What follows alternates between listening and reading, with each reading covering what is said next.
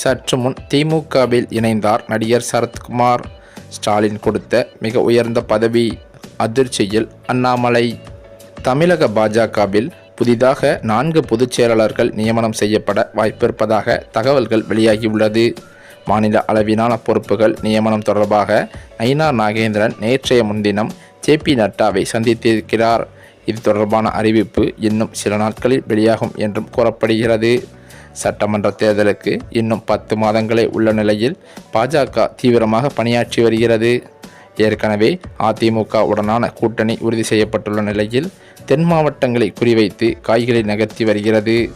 அதற்கேற்ப பாஜகவின் மாநில தலைவராக நயினார் நாகேந்திரன் கொண்டு வரப்பட்டதும் குறிப்பிடத்தக்கது.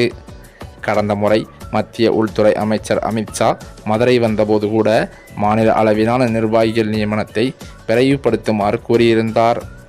இதன் பின் நயினார் நாகேந்திரன் உடனடியாக யார் யாருக்கு மாநில அளவிலான பொறுப்புகள் வழங்கப்பட வேண்டும் என்ற பட்டியலை தயார் செய்து டெல்லி பாஜக தலைமைக்கும் அனுப்பியிருந்தார்.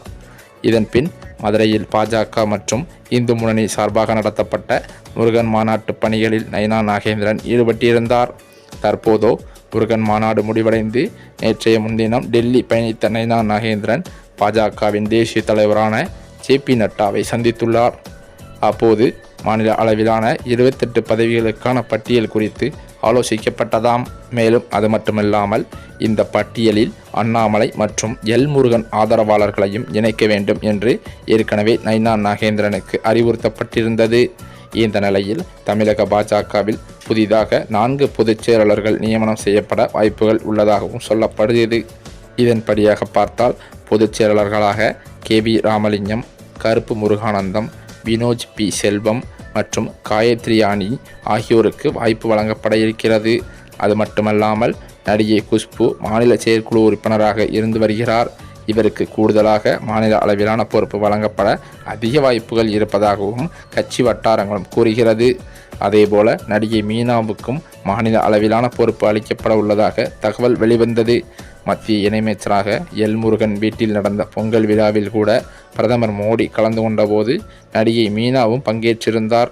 சில நாட்களுக்கு முன் துணை குடியரசுத் தலைவரையும் சந்தித்திருக்கிறார். இதன் காரணங்களாலேயே மீனாவுக்கு இம்முறை மாநில அளவிலான பொறுப்பு நிச்சயம் என்றும் பார்க்கப்படுகிறது.